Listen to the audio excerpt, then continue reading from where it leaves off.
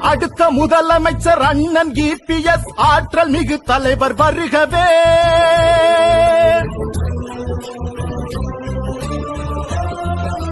அடுத்த முதலமைச்சர் அண்ணன் EPS ஆற்றல் மிகு தலைவர் வருகவே.